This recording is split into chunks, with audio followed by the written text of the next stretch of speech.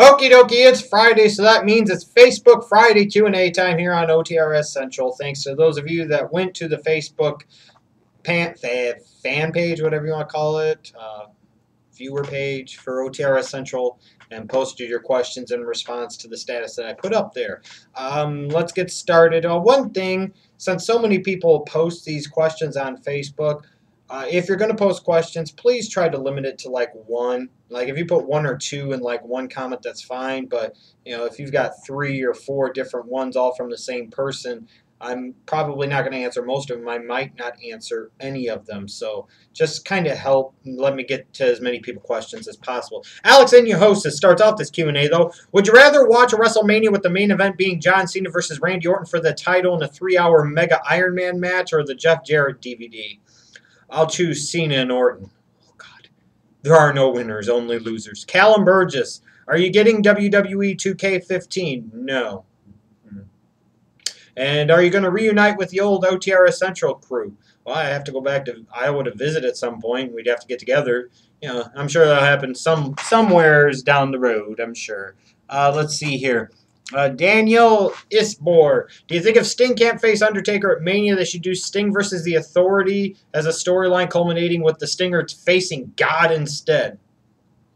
No, if Sting wasn't going to face Taker at WrestleMania, the only other person I really have any interest in seeing him face would be Bray Wyatt. I have no interest in seeing Sting versus Triple H at WrestleMania. Just none. None at all. Hader Javed, were you a fan of Booker T on commentary, sucker? At least Booker T had energy. At least Booker T tried to have fun. I mean, he was brutal in a way, but damn it all. We could really use Booker T on commentary now, especially on Raw. Good Christ. Let's see here. Brandon Joyner asked, why does WWE do a horrible job booking second and third generation wrestlers when they debut and then they eventually throw them out on the jobber roster? I feel it's lazy because most of these guys, girls can be just as big of a star, if not bigger, than their parents or grandparents. Well, part of the problem is they don't like to use these guys as real names, and they want to give them, in a lot of cases, a generic first name, second name. So, I'll give you a perfect example. You've got Larry the Axe Hennig. You've got Mr. Perfect Kurt Hennig. And then you've got Michael McGillicuddy. Huh? Oh, and then Curtis Axel. Huh? Why would you ever mention or emphasize the fact that he's third generation in the business and then not use anything in a name that would directly tie him to that legacy? At least with Orton, he ties in with his last name. They use his name. Makes sense. DiBiase, they used his name. If you're going to sit there and have second or third generation guys, but to be fair, you've got a third generation guy in Bray Wyatt, and he doesn't need to use the family name. So maybe if they have better characters for some of these guys, and they didn't mention the fact they were third generation, they'd be fine just as all the same.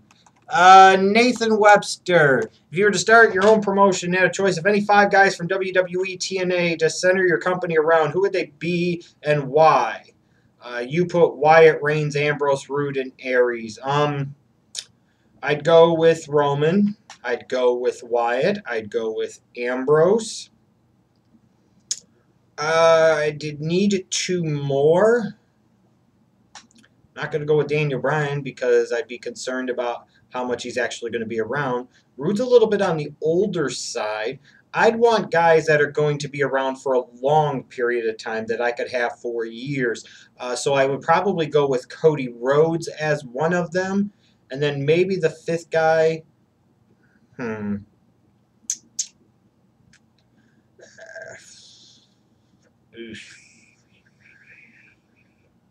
don't know. I'm going to put black guy in there. But Kofi's in his early 30s. Titus O'Neil's like 36. Mark Henry, no. Maybe Big E? Yeah, perhaps. Maybe I do Big E. Andre Parker, who will become world champion first in 2015? EC3 or Roman Reigns? Well, you got to assume that TNA will still be around in its current incarnation for EC3. I'll go with Roman Reigns. Let's see here. Kevin Okomo, how much did you mark out when Jeff Jarrett did the job for China and dropped the IC title to her? I believed it. I said, that's legit. That big butch bitch could knock the shit out of Jeff fucking Jarrett. That Memphis mid-card piece of crap. And if any of you ever wonder why I hate Jeff Jarrett so much, do you really need to ask? He is a Memphis mid-card piece of shit. As Mike Graham put it before he put bullets in his head. He broke whatever goddamn thousand many damn guitars and didn't draw a fucking dime. Doug Fine asks, which movie did you like more, Suburban Commando or No Holds Barred? No Holds Barred. I like No Holds Barred a little bit more. Zeus! Rip him!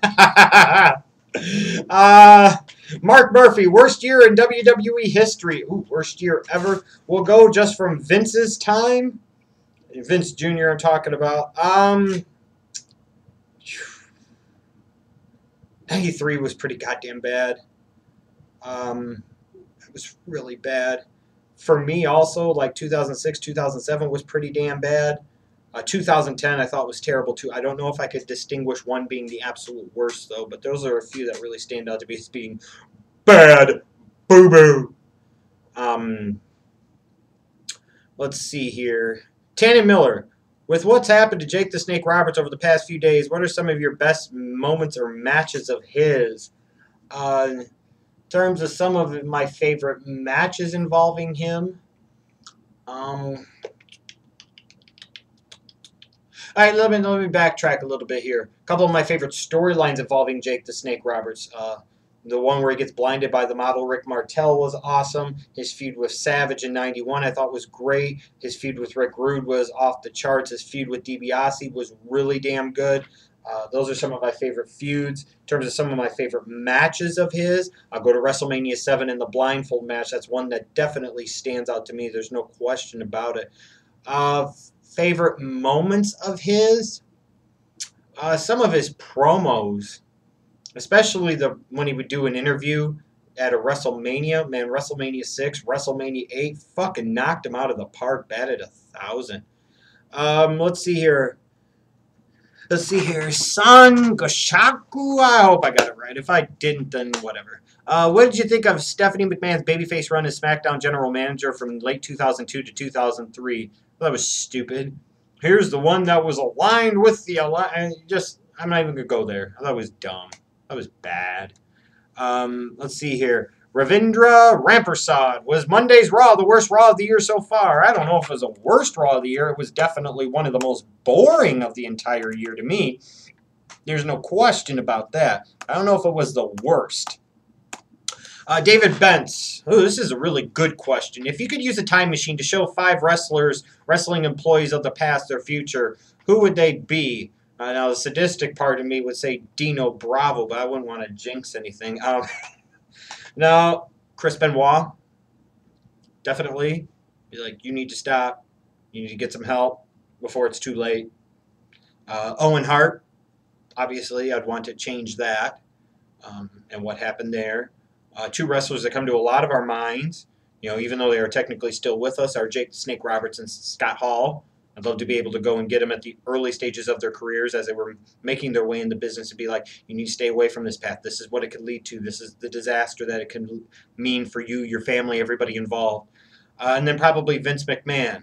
And I would take Vince McMahon from maybe the 80s and present him in 2014 and say, see what this is? This is you. This is what it could be. Stop this. Never, ever let this happen, ever.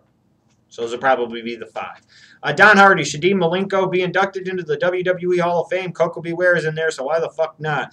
Ethan Kennan, what WWE pay-per-view was better? December to Dismember 2006 or Battleground 2013? Ooh, neither show good, but Battleground 2013 wins in a landslide. I mean, when people think of the worst pay-per-views of all time, December to Dismember 2006 is always brought up. Battleground 2013 is not, so clearly that was a better show. Let's see here. Benedict Infinity Ward. Have you seen Guardians of the Galaxy? No, I have not.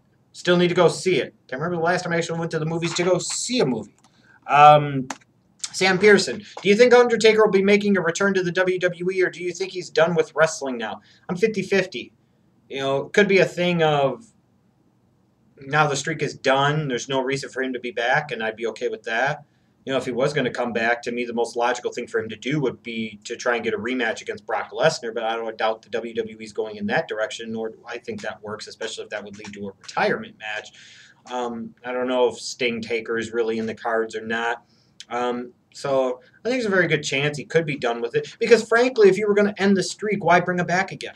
Your whole purpose, part of the purpose of breaking the streak was to move on from it and get over it and not have that as a linchpin anymore for you to build WrestleMania around every year. So why break it just to bring the guy back? It makes no sense. Hector Thomas, do you think Roman Reigns will be the next John Cena in the WWE? Possibility, very strong possibility, and that's unfortunate. Andrew Anthony Coleman, why do you find the Sycho Sid injury so hilarious? Do you really need to ask? It's not just the action, and it's not just the moment. It's the whole backstory behind it, of which I don't really need to get into at this time, do I? I could, and I probably should, but I will choose not to. Expand his repertoire.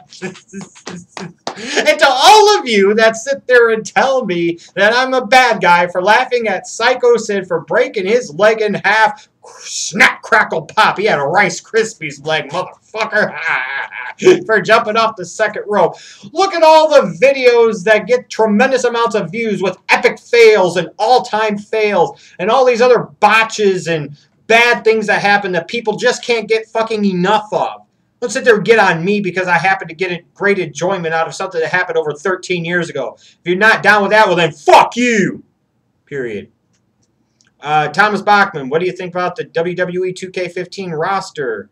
I don't care. I'm not getting the game, so I just don't care. Sean McGlinchey, who in your opinion is the most overrated wrestler and most underrated wrestler of all time? Let's see here. Who do I want to piss off more? Bret Hart fans? No. I think he's overrated in his own mind, but ooh. In terms of who the WWE overrates, Shawn Michaels, and I don't think it's close. Now, some might say Triple H, and there could definitely be an argument there. But this guy was the showstopper, the main event, the icon, Mr. WrestleMania. Yet some of the best times this company had was when he was either in the tag team division or he wasn't anywhere fucking around. Yeah, he was a showstopper, all right. He stopped the show. He performed. I'm sorry, damn it.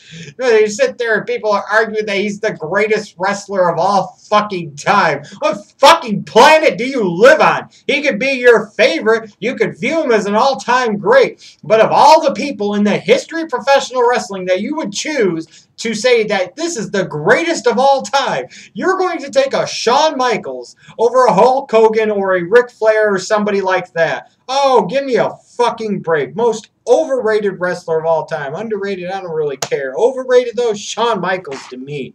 Xavier Diehard, if the invasion angle was done right with all the key players of both companies involved, what would have been your Survivor Series main event? It wouldn't have been a 5-on-5 tag with all the key components, you know, everything on the line. That storyline should have ran till WrestleMania, and frankly, when it comes to the invasion angles, the woulda, coulda, shouldas, I don't even like to talk about because it just pisses me off even more.